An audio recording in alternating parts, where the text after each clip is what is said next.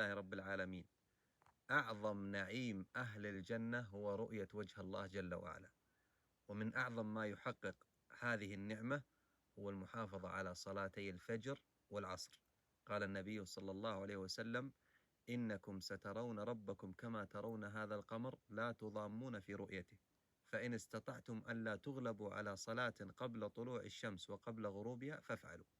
فينبغي للمسلم يا إخواني أن يحافظ على الصلوات عموما، لا سيما هاتين الصلاتين، ليتحقق له رؤية وجه الله جل وعلا في جنات النعيم.